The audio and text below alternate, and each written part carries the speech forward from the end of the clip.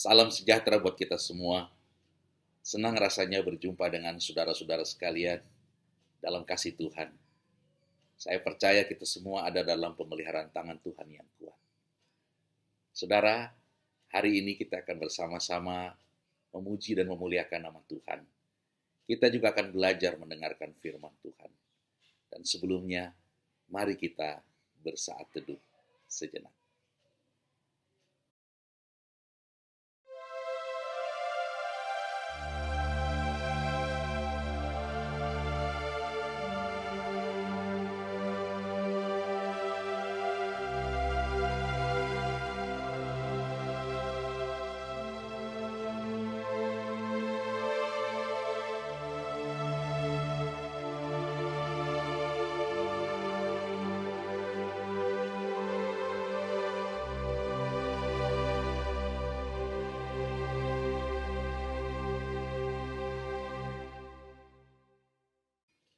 Saudara-saudara, apapun situasi kita belakangan ini, tidak ada alasan bagi kita untuk tidak bersyukur kepada Tuhan. Karena itu, mari kita memuji dan memuliakan nama Tuhan. Kita nyanyi dari Kidung Keesaan nomor 40, bait yang pertama dan yang kedua.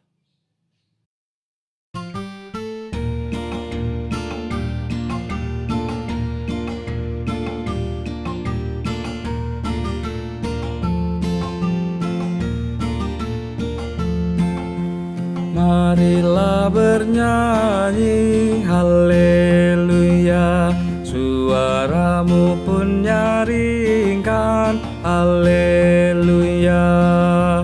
Marilah bersorak haleluya, dan hatimu pun bernyanyi haleluya. Naikkan syukur serta pujian, muliakan Tuhan yang esa, serta besarkan namanya.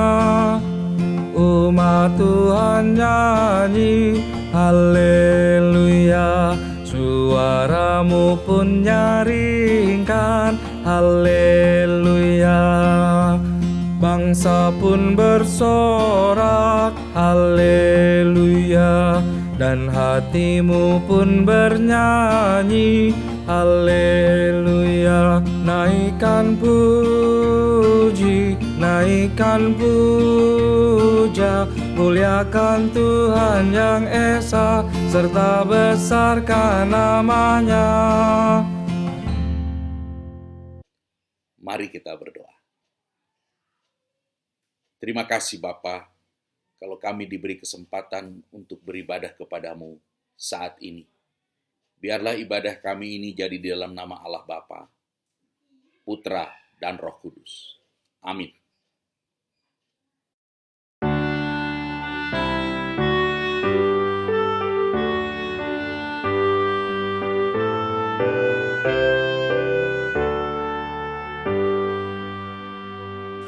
Yesus, lihat umat-Mu yang mendamba Kau berfirman, dan arahkan padamu hati dan seluruh indera, hingga kami yang di dunia Kau dekatkan pada surga. Tanpa cahaya Roh Kudus, kami dalam kegelapan. Biar oleh sabdamu akal budi Kau cerahkan, hingga Tuhan kuasai karya dan ucapan kami. Saudara-saudara, kini kita akan mendengarkan firman Tuhan. Mari sebelumnya kita berdoa. Bapa di sorga, terima kasih kalau kami mendapatkan kesempatan untuk mendengarkan firman-Mu. Ya Roh Kudus, tuntun kami, agar apa yang kami dengar pada saat ini dapat kami mengerti dan dapat kami lakukan. Di dalam nama Tuhan Yesus kami berdoa. Amin. Saudara-saudara yang dikasihi oleh Tuhan, pembacaan firman Tuhan hari ini diambil dari Mazmur 145, ayat yang ke-18 sampai dengan ayatnya yang ke-20. Demikianlah firman Tuhan. Mazmur 145 ayat 18 sampai 20. Tuhan dekat pada setiap orang yang berseru kepadanya, pada setiap orang yang berseru kepadanya dalam kesetiaan. Ia melakukan kehendak orang-orang yang takut akan Dia, mendengarkan teriak mereka minta tolong dan menyelamatkan mereka. Tuhan menjaga semua orang yang mengasihinya, tetapi semua orang fasik akan dibinasakannya. Saudara-saudara yang terkasih dalam Kristus, salah satu kebutuhan manusia adalah adanya pengakuan atas dirinya dan juga adanya penerimaan atas dirinya. Seringkali masalah orang bukan pada statusnya, entah orang itu kaya atau miskin, terkenal atau tidak, sehat atau sakit, jabatannya tinggi atau jabatannya rendah. Tetapi sebenarnya masalah orang terletak pada soal pengakuan dan soal penerimaan. Bisa saja orang itu kaya, tetapi dia tidak diterima di mana-mana. Bisa saja orang itu tidak punya apa-apa, tapi dia bisa diterima oleh banyak orang. Sebagai contoh, saudara, ketika Daud baru saja mengalahkan Goliat, rakyat berteriak-teriak, Saul membunuh beribu-ribu, tetapi Daud berlaksa-laksa. Hal itu membangkitkan rasa cemburu Saul, padahal Saul kurang apa? Ia raja, ia kaya, ia terpandang, ia berkuasa, dan Daud cuma anak kemarin sore, anak pemilik ternak, anak bawang, yang pengalaman berperangnya saja tidak pernah ada.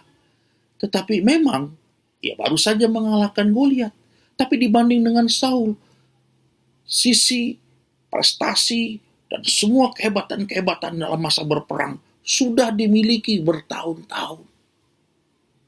Daud sendiri tidak ambil pusing dengan puji-pujian rakyat, karena bagi Daud, berkenan kepada Allah itu penting.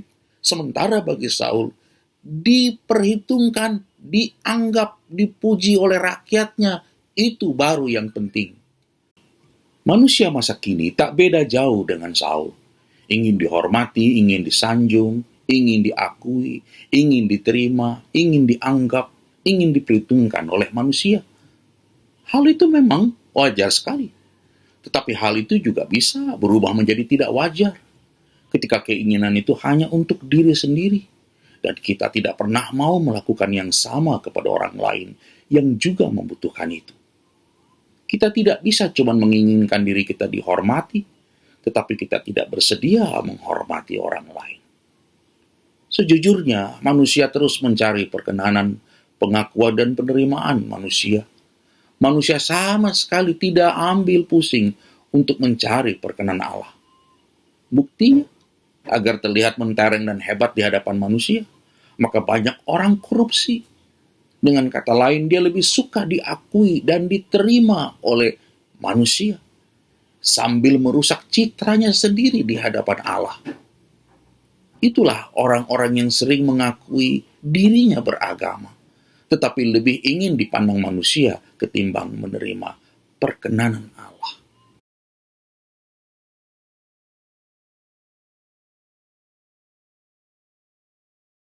Saudara yang dikasihi oleh Tuhan, hari ini berdasarkan Mazmur 145 ayat 18 sampai dengan ayat yang ke-20, mari kita belajar untuk tidak mengejar-ngejar penerimaan dan pengakuan manusia, tetapi penerimaan dan pengakuan dari Allah. Dalam khotbah ini saya akan menyampaikan 3 ciri dari manusia yang berkenan kepada Allah dan hebatnya untuk mereka Allah mau melakukan sesuatu. Apa itu? Mari kita simak baik-baik.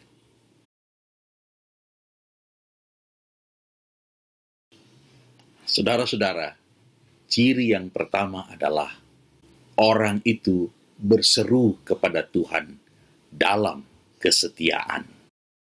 Saudara-saudara, Mazmur 145 ayat 18, firman Tuhan berkata, Tuhan dekat pada setiap orang yang berseru kepadanya, pada setiap orang yang berseru kepadanya dalam kesetiaan.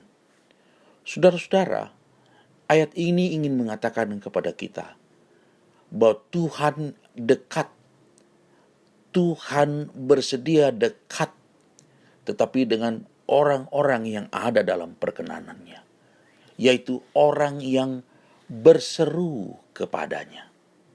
Apa arti berseru? Berseru berarti bahwa seseorang itu mengenal siapa yang dipanggilnya.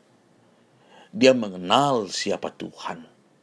Artinya Tuhan berkenan kepada orang yang mengenalnya, yang bukan hanya memanggilnya, tapi mengenalnya. Berseru juga berarti kita datang pada pribadi yang tepat. Karena ada banyak orang berteriak-teriak dan berseru, tapi entah kepada siapa, kepada Tuhan yang benar atau kepada Tuhan yang tidak pernah dikenal. Berseru juga berarti bahwa kita mempercayai kepada siapa kita berseru. Berseru berarti kita betul-betul menaruh pengharapan dan jawaban kepada orang yang kita panggil atau yang kita serukan. Berseru juga berarti kita bergantung kepada Tuhan. Seperti orang yang meminta pertolongan, maka orang itu berseru meminta Tuhan supaya Tuhan menyertai hidupnya. Itulah gambaran dari orang yang bergantung pada Tuhan. Berseru artinya bahwa orang itu sedang berkomunikasi dengan Tuhan. Orang itu sedang berdoa kepada Tuhan. Dengan kata lain, Tuhan dekat dengan mereka yang hidup dalam komunikasi yang akrab dengan Tuhan, dengan orang-orang yang suka berdoa. Cuma ada catatannya. Di ayat ini juga disebut dalam kesetiaan. Artinya dia bukan hanya berdoa, artinya dia bukan hanya memanggil, artinya dia bukan hanya datang di alamat yang tepat, tapi dia juga memiliki sebuah kualitas. Ketika dia datang dalam kesetiaan. Kata lain dari kata kesetiaan ini di dalam teks aslinya adalah kebenaran. Artinya orang ini bukan datang dengan membenarkan diri, tapi datang di dalam kebenarannya Tuhan. Datang dalam kesetiaannya kepada Tuhan. Karena kita tidak bisa berseru kepadanya sambil terus hidup tidak taat. Coba kita baca apa yang dikatakan Amsal 28 ayat yang ke-9. Firman Tuhan berkata, siapa memalingkan telinganya untuk tidak mendengarkan hukum, juga doanya adalah kekejian. Saudara-saudara yang dikasihi oleh Tuhan Yesus Kristus, ciri dari orang yang pertama adalah dia bukan hanya berseru, tapi dia berseru dalam kesetiaan. Untuk orang dalam ciri yang seperti ini, Tuhan bersedia dekat dengannya. Ciri yang kedua adalah orang itu takut akan Tuhan. Tahukah saudara apa yang dimaksud dengan takut akan Tuhan? Takut akan Tuhan bukan menggambarkan orang sedang ketakutan terhadap Tuhan. Kalau orang yang seperti itu, pastikan dia melakukan kesalahan atau dosa. Tapi orang yang takut akan Tuhan justru tidak hidup dalam dosa. Orang yang takut akan Tuhan adalah orang yang lebih mengedepankan kebenaran Allah daripada kebenaran dirinya sendiri atau kebenaran sekitarnya. Misalnya, di sebuah lingkungan semua orang sudah korupsi. Ada banyak orang larut karena malu atau karena takut, sehingga sama-sama melakukan korupsi berjamaah. Tapi orang yang takut akan Tuhan, dia nggak peduli apa yang sekitarnya lakukan. Kalau mereka semua korupsi, dia akan mengatakan, saya tidak korupsi. Karena saya lebih takut akan Tuhan daripada kepada kalian semua. Orang yang takut akan Tuhan adalah orang yang mengedepankan kebenaran Allah daripada kebenaran dirinya sendiri dan kebenaran di sekitarnya. Orang yang takut akan Tuhan bukanlah orang yang memamerkan perbuatan salehnya di depan mata banyak orang. Karena orang yang takut akan Tuhan tetap akan melakukan kebenaran, baik di depan semua orang maupun ketika dia seorang diri. Orang yang melakukan kebenaran bukan hanya di depan mata semua orang, tapi ketika tidak ada orang lain di sekitarnya. Itu adalah gambaran dari orang yang takut akan Tuhan. Lawan dari orang yang takut Tuhan adalah orang munafik. Orang munafik adalah orang yang melakukan kebenaran hanya di depan mata semua orang. Ketika tidak ada orang lain di sekitarnya, dia akan kembali melakukan hal yang jahat. Orang yang takut akan Tuhan, di depan semua orang lakukan kebenaran. Dan ketika orang lain tidak ada, dia berada di belakang semua orang, dia tetap melakukan kebenaran. Untuk orang-orang seperti ini, Alkitab berkata, ia melakukan kehendak orang-orang yang takut akan dia. Tuhan itu melakukan kehendak dari orang-orang yang takut akan dia.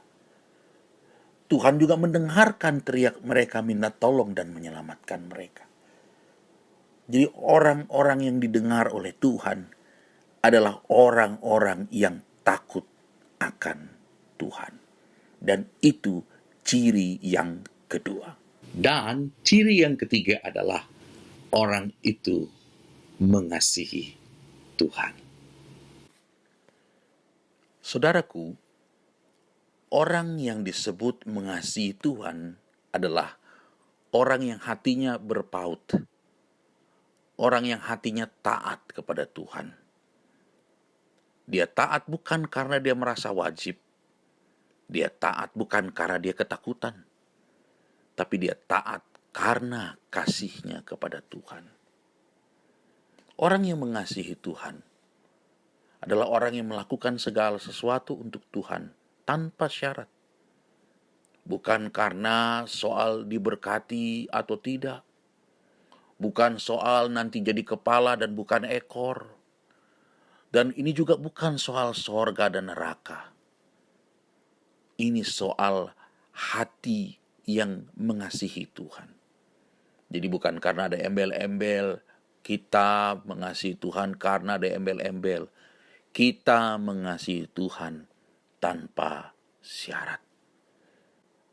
Untuk orang semacam ini, Tuhan janjikan, Tuhan menjaga semua orang yang mengasihinya.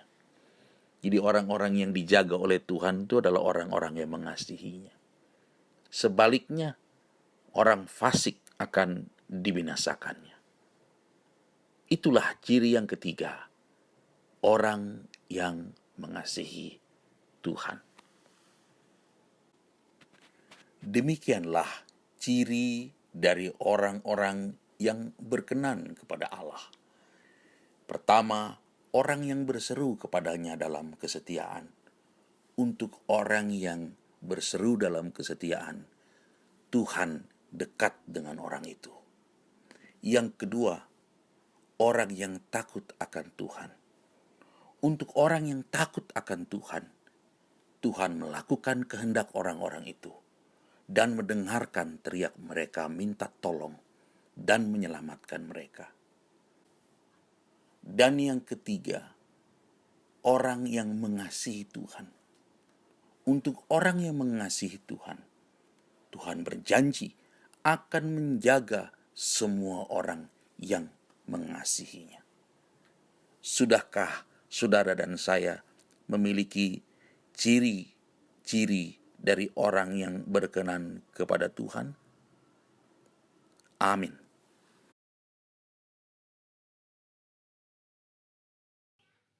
Dalam kemurahan Tuhan, mari kita bersatu di dalam doa. Allah Bapa di surga, kami mengucap syukur ya Tuhan. Kami telah mendengar firman-Mu yang mengajarkan kepada kami agar kami menjadi pribadi-pribadi yang karakternya dikenan oleh Tuhan. Karakternya disukai oleh Tuhan. Kiranya firman Tuhan ini bukan hanya menjadi pengetahuan bagi kami, tetapi menjadi sesuatu yang hidup dan nyata di dalam hidup kami dan karakter kami ya Tuhan. Dalam kesempatan ini, kami berdoa Tuhan, untuk jemaat Tuhan, baik yang sedang sakit, baik yang sedang dalam pergumulan, baik dalam semua hal yang mereka hadapi, yang mereka belum mendapatkan kepastian atau apapun jawabannya. Kami berdoa ya Tuhan, mampukanlah anak-anak Tuhan dimanapun berada, memiliki iman, memiliki keyakinan, bahwa Tuhan pasti menjawab doa mereka, seturut dengan kehendak Tuhan sendiri. Tuhan berkati gereja kami, gembala sidang, para penatua, pengurus komisi, yang dalam situasi saat ini tidak bisa saling bertemu secara fisik. Tapi kami berdoa, biarlah rekan-rekan kami, para pelayan Tuhan, para pimpinan gereja, dapat tetap melakukan yang terbaik untuk kemuliaan nama-Mu. Kami berdoa Tuhan untuk virus yang terus berjangkit. Kami berdoa untuk pemerintah kami. Kami berdoa Tuhan untuk saudara-saudara kami yang bertugas sebagai petugas kesehatan, dimanapun mereka berada. Mampukan mereka dan sanggupkan mereka dalam kasih dan kuasa Tuhan, sehingga mereka melakukan yang sebaik-baiknya, sampai bangsa ini terbebas dari terjangkitnya virus. Bapa, kami berdoa dalam kesempatan ini juga Tuhan. Ajar kami sebagai masyarakat menaati pimpinan kami, belajar berdisiplin, dan mengambil kesempatan dalam situasi ini untuk melakukan hal-hal yang lebih mulia, hal-hal yang positif, sehingga kami tetap dapat membaca tanda-tanda dan kehendak Tuhan dalam situasi yang bagaimanapun. Bapa, inilah doa kami, inilah pengharapan kami. Di dalam nama Tuhan Yesus yang sudah mengajar kami berdoa. Bapa kami yang di sorga, dikuduskanlah nama-Mu, datanglah kerajaan-Mu, jadilah kehendak-Mu di bumi seperti di sorga. Berikanlah kami pada hari ini makanan kami yang secukupnya, dan ampunilah kami akan kesalahan kami, seperti kami juga mengampuni orang yang bersalah kepada kami. Dan janganlah membawa kami ke dalam pencobaan, tapi lepaskanlah kami daripada yang jahat, karena Engkau-lah yang mempunyai kerajaan, dan kuasa, dan kemuliaan, sampai selama-lamanya. Amin.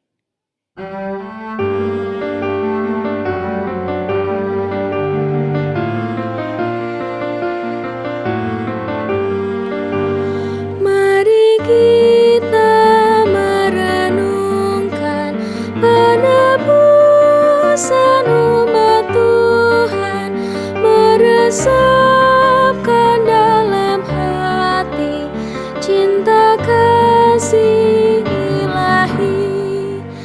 Yesus Kristus Raja Sakti, pengemban amanat suci, penyembuh segala luka, penegak hukum cinta.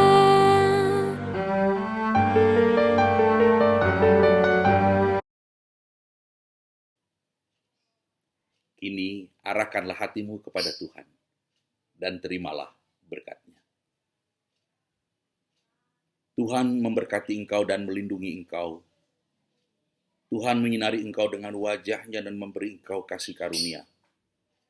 Tuhan menghadapkan wajah-Nya kepadamu dan memberi engkau damai sejahtera.